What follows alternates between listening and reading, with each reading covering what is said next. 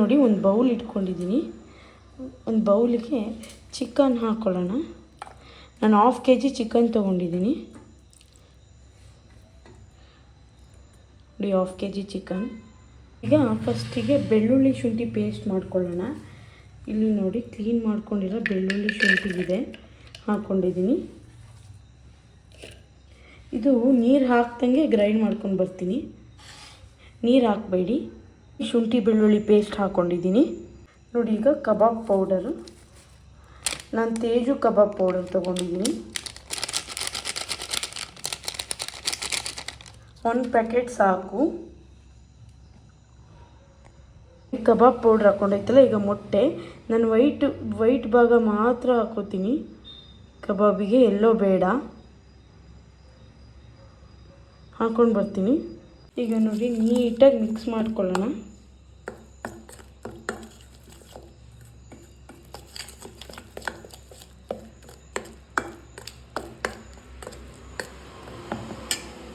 ಇಷ್ಟ ಆಯಿತಾ? ಈಗ ನೋಡಿ ಕಲರು ಮತ್ತು ಫ್ಲೇವರ್ಗೋಸ್ಕರ 1 ಸ್ಪೂನ್ ಖಾರ ಪುಡಿ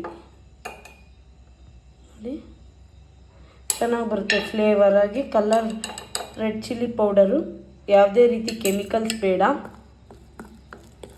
ಮನೇಲಿ ಮಾಡ್ಕೊಂಡಿರೋ ಖಾರ ಪುಡಿ ಇಷ್ಟು ಹಾಕ್ಕೊಂಡು ಕಲಿಸ್ಕೊಳ್ಳೋಣ. ಈಗ ನೋಡಿ ನೀಟಾಗಿ ಮಿಕ್ಸ್ ಮಾಡ್ಕೊಳ್ಳೋಣ.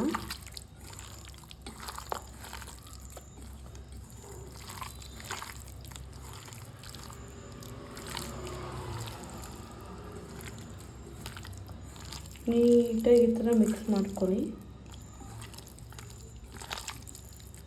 ಉಪ್ಪು ಹಾಕಕ್ಕೆ ಹೋಗಬೇಡಿ, ಆಲ್ರೆಡಿ ತೇಜು ಮಸಾಲದಲ್ಲಿ ಉಪ್ಪಿರುತ್ತೆ, ಸೊ ಉಪ್ಪು ಹಾಕಬೇಡಿ. ಈಗ ನೋಡಿ 1 hour ಫ್ರಿಜ್ಜಲ್ಲಿ ಇಟ್ಕೊಂಬಿಡೋಣ. ಇದನ್ನು ಮ್ಯಾರಿನೇಟ್ ಆಗಲಿ. ಚಿಕನ್ ಮ್ಯಾರಿನೇಟ್ ಆಗಿದೆ. ಇವಾಗ ಒಂದು ಬಾಣಲಿಲಿ ಕಬಾಬ್ ಹಾಕ್ಕೊಂಡು ಕರಿತಾ ಇದ್ದೀನಿ. ಇದು ಹೇಗೆ ಬಂದಿದೆ ಅಂತ ಕಬಾಬ್ಗಳು ತುಂಬ ರುಚಿಯಾಗಿರುತ್ತೆ. ಯಾರೆಲ್ಲ ಇನ್ನೂ ಸಬ್ಸ್ಕ್ರೈಬ್ ಮಾಡ್ಕೊಂಡಿಲ್ಲ ಲಿಖಿತಾ ವ್ಲಾಗ್ಸಿಗೆ ಸಬ್ಸ್ಕ್ರೈಬ್ ಮಾಡ್ಕೊಳ್ಳಿ, ಸಪೋರ್ಟ್ ಮಾಡಿ. ನೋಡಿ ಹಾಕ್ಕೊಂಡಿದ್ದೀನಿ. ಈ ಗರಿ ಕಬಾಬ್ ತೆಗಿತಾ ಇದ್ದೀನಿ. Restaurant style kebab ready.